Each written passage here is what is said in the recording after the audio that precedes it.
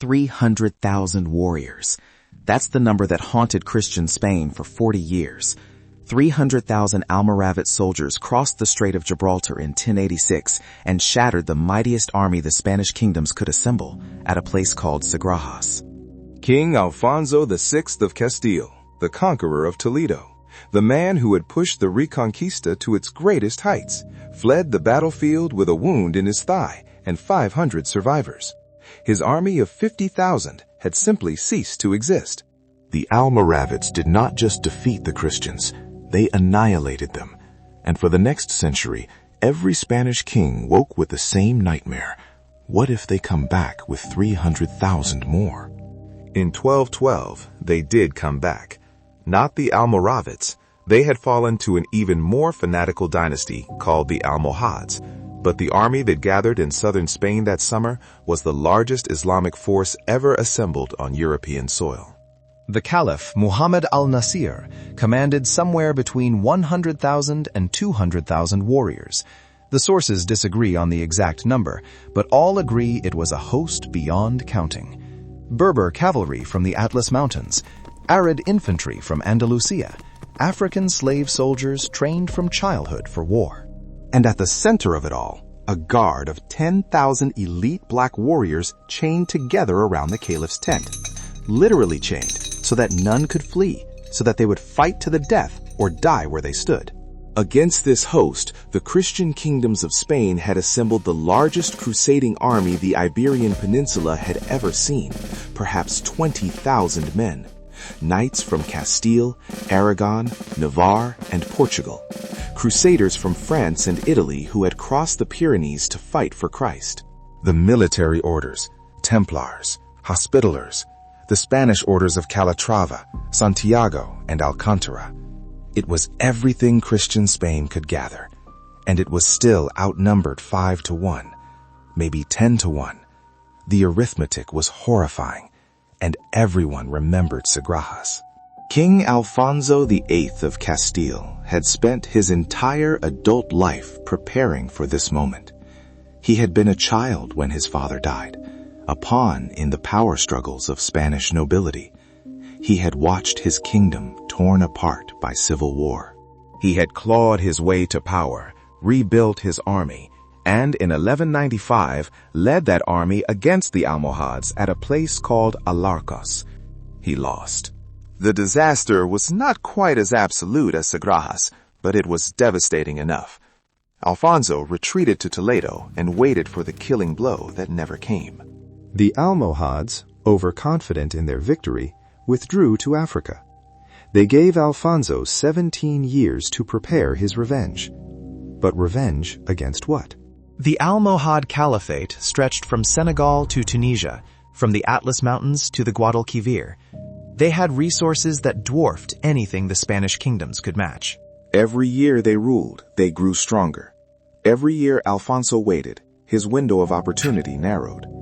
By 1211, the Caliph al-Nasir had consolidated his power and turned his gaze northward. He declared jihad. He summoned his vassals from across North Africa and Andalusia. He announced that he would finish what the Almoravids had started at Sagrajas, the complete destruction of Christian Spain. Alfonso knew he could not face this alone. He sent envoys to Rome, to France, to every Christian court in Europe. Pope Innocent III declared a crusade. He offered the same indulgences to men who fought in Spain as to those who fought in the Holy Land. For the first time in the Reconquista's long history, the struggle for Iberia was recognized as equal to the struggle for Jerusalem. Knights who had dreamed of crusading to Palestine suddenly had a closer option. Thousands crossed the Pyrenees in the spring of 1212. The crusade had begun. But crusaders are temperamental creatures. The French knights who arrived in Toledo were brave, pious, and absolutely certain of their own importance. They had come to kill Moors, and when Alfonso led the army south through the Sierra Morena Mountains, they grew impatient with his cautious pace. When the army stopped to resupply at Calatrava, the French demanded that the Muslim inhabitants be massacred. Alfonso refused. He had promised safe conduct. The French were outraged. Here they had come all this way to fight for Christ, and this Spanish king was protecting infidels. Most of the French crusaders abandoned the campaign in disgust and marched home. Alfonso watched them go with something between relief and despair. He had not wanted fanatics who could not follow orders, but he had needed their numbers. Now he faced the Almohad host with perhaps 12,000 fewer men than he had planned. The army that remained was smaller, but more unified. Castilians, Aragonese, Navarrese, Portuguese, men who knew the terrain, who knew the enemy, who would follow their kings into hell if ordered. They would need that loyalty in the days to come. The Sierra Morena Mountains were the last barrier between Alfonso and the plains of Andalusia. The main passes were held by Almohad forces. A direct assault would be suicidal. But a local shepherd, his name was Martin Alaja, and he would become a legend, knew another way, a hidden path through the mountains, forgotten by all but the goat herds who used it. He led the Christian army through, and on July 14, 1212, they emerged onto the plains near the village of Las Navas de Tolosa. The Almohad army was waiting. What the Christians saw must have shaken the bravest among them. The Almohad camp stretched to the horizon. Thousands of tents, tens of thousands of horses, the glitter of weapons beyond counting. The caliph's red pavilion rose at the center, surrounded by chained guards who would die before letting an enemy approach. Alfonso had seen large armies before. He had never seen anything like this. No one in Spain had seen anything like this since Sagrajas. The battle began on July 16, 1212. The Almohads held the high ground, a series of ridges that gave them every tactical advantage. Alfonso's plan was straightforward, because nothing complicated would work with an army this outnumbered. The infantry would advance to fix the Almohad center. The cavalry would strike the flanks. And when the moment was right, the kings themselves, Alfonso of Castile, Pedro II of Aragon, Sancho VII of Navarre, would lead the reserve in a charge at the caliph's position. Kill or capture al-Nasir, and the Almohad army will collapse. Fail, and there will be no second chance. The infantry went forward first. These were not knights. They were common soldiers, spearmen, and crossbowmen, the expendable edge of a medieval army. Their job was to absorb the Almohad arrows, to engage the enemy infantry, to create the chaos in which cavalry could operate. They died by the hundreds. The Almohad horse archers circled and shot, the ancient tactic of steppe warfare perfected by generations of Berber cavalry. The Christian infantry line began to buckle. Men who had marched hundreds of miles to fight for Christ began to waver, to look back toward the mountains, and to wonder if retreat was still possible. The flanking attacks fared little better. The Aragonese cavalry under King Pedro struck the Almohad left and found themselves tangled in a forest of spears. The Navarrese hit the right and were thrown back by a countercharge. The Almohad line bent but did not break, and in the center, the Christian infantry was being systematically destroyed. Alfonso watched from the ridge where he had positioned his reserve. Beside him rode the Archbishop of Toledo, Rodrigo Jimenez de Rada, who would later write the definitive chronicle of the battle. The Archbishop saw what Alfonso saw, the line breaking, the army dying, the disaster of Sagrajas about to repeat itself. "Sire," he said, "here is where we die." Alfonso's reply has echoed through Spanish history for 8 centuries. "Archbishop," he said, "you and I, here we die, but we do not flee." The King of Castile raised his sword and spurred his horse forward. The reserve followed, every knight who had held back, every man-at-arms who had been waiting for this moment. The military orders formed the spearhead, Templars in white, Hospitallers in black, the Spanish orders with their distinctive crosses. Behind them came the household knights of 3 kingdoms, the finest heavy cavalry in Christian Spain. They did not aim for the flanks. They did not try to exploit weaknesses. They charged straight at the center of the Almohad line, straight at the caliph's red pavilion, straight into the teeth of the enemy's strength. The impact was catastrophic. 1,000 armored knights hitting a single point is not a battle tactic. It is a natural disaster. The sound alone would have been terrifying. The thunder of hooves, the crash of lance on shield, the screams of horses and men. The earth itself seemed to shake. The Almohad center didn't break. It disintegrated. Men who had stood firm all morning simply vanished, trampled into the dust, cut down by swords, crushed beneath destriers that weighed as much as a small car. The Christian cavalry drove through the first line like a blade through paper. The second line fared no better. These were men who had just watched their comrades die, who saw armored demons on horseback riding over the corpses toward them. They fought. They died. The reserves that should have stopped any charge simply dissolved, men throwing down their weapons and running before the knights even reached them. Terror is contagious. When you see 1,000 men crushed in seconds, when you see the unstoppable force that your commanders promised would be destroyed, rolling toward you like a steel tide, something breaks inside. Your legs move before your mind decides to run. And once one man runs, others follow. And then everyone runs. And then they reached the chained guards. These were the Caliph's last defense. 10,000 African slave soldiers, veterans of 100 battles, literally bound to their posts by iron chains. The Almohad caliphs had learned an uncomfortable truth about loyalty. It cannot be trusted when survival is at stake.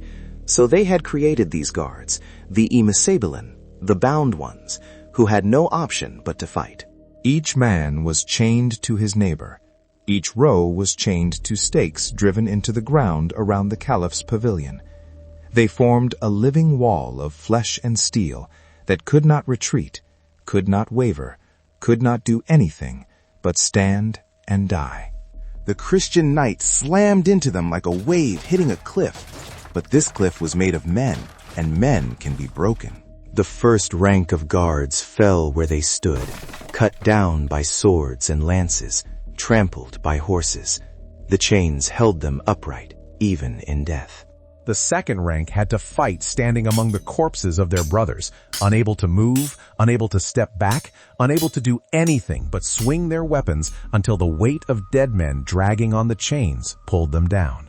It was not a battle. It was butchery. The knights of Castile and Aragon carved through them like men possessed. The chains that were supposed to make them immovable made them targets.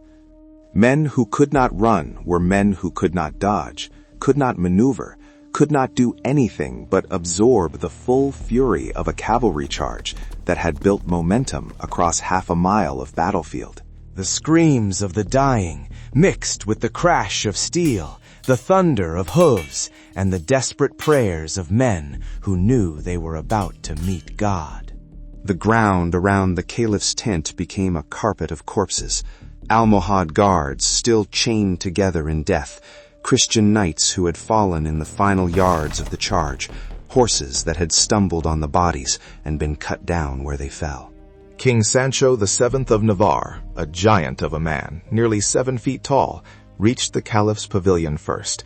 He cut down the guards protecting the entrance. He seized the chains that surrounded the tent. Later, he would add those chains to his coat of arms, where they remain to this day on the flag of Navarre. But the Caliph was gone.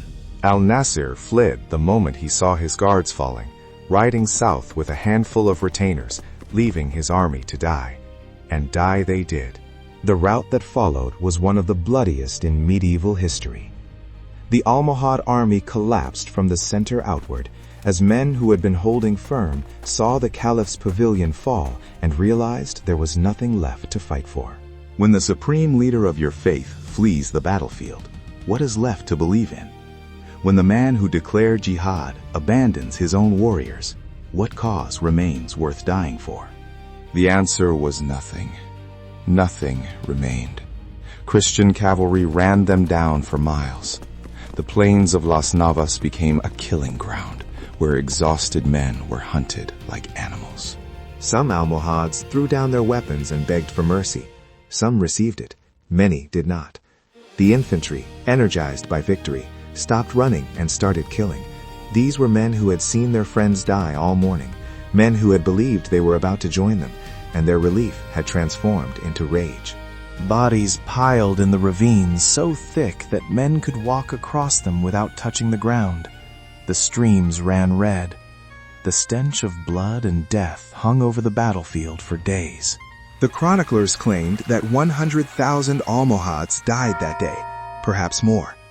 Archbishop Rodrigo, who was there and saw it with his own eyes, wrote that only 1,000 Christians fell, while countless thousands of Muslims perished. The numbers are certainly exaggerated.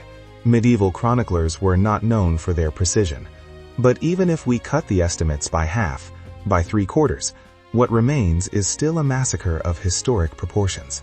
The plains of Tolosa became a graveyard that summer, and the Almohad dream of a united Islamic Iberia died there with them. Alfonso ordered that the Almohad camp be left intact until the priests could bless it. When they finally entered, they found treasures beyond imagination: gold, silk, weapons, and supplies enough to feed an army for months. They found the Caliph's Quran, which Alfonso sent to the Pope as proof of victory. They found the chains of the guard, which became sacred relics. And they found the bodies of the chained warriors, still at their posts, dead but unbroken, a grim testament to the loyalty that had not been enough. The Caliph al-Nasir made it back to Africa, but he was a broken man. The supreme commander of the faithful, the leader who had declared jihad and summoned the greatest army in Almohad history, had fled while his guards died in chains. In the eyes of his people, in the eyes of his own nobles, he was finished. He withdrew to Marrakesh and never led another army. He stopped attending court. He stopped eating. Within 2 years, he was dead, officially of natural causes, though whispers of poison or suicide followed his memory. The man who had promised to erase Christian Spain from the map had been erased himself. The Almohad Caliphate, which had seemed invincible just years before, began to fragment before the caliph's body was cold.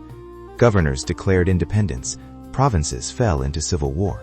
The Berber tribes that had formed the core of Almohad power returned to their tribal allegiances, fighting each other when they were not fighting the Christians.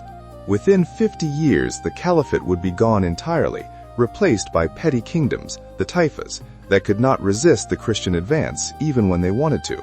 The Spanish kingdoms exploited the collapse with methodical precision. Ferdinand III of Castile took Córdoba in 1236, Seville in 1248. James I of Aragon conquered Valencia and the Balearic Islands. By 1250, Islamic Spain had been reduced to the single kingdom of Granada, a mountainous remnant that would survive another 240 years only by paying tribute to Christian kings and playing off Castilian factions against each other. Las Navas de Tolosa did not end the Reconquista. That would take another 280 years until Ferdinand and Isabella rode into Granada in 1492. But it broke the back of Islamic Spain. After 1212, the Christians had the momentum, the confidence, and the demographic advantage. The question was no longer whether Christian Spain would win, but when. The end was inevitable. It was just a matter of time. Alfonso VIII lived only 2 more years after his greatest victory. The strain of decades of warfare, the wounds accumulated over a lifetime of battles, the simple exhaustion of a man who had given everything for his kingdom, it all caught up with him in October 1214. He died at Gutiérrez Muñoz, on the road between Toledo and Burgos, with his wife Eleanor of England at his side.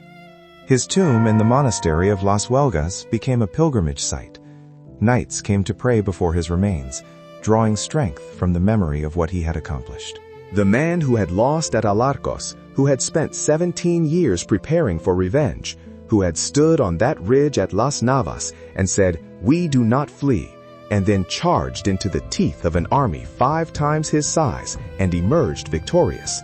That man became the symbol of the Reconquista itself. When future Spanish kings rode to war against the Moors, they invoked his name. When Spanish soldiers faced impossible odds, they remembered what Alfonso had done. His wife Eleanor survived him by only 25 days. They say she died of grief, that she could not bear to live without the man she had married 40 years before.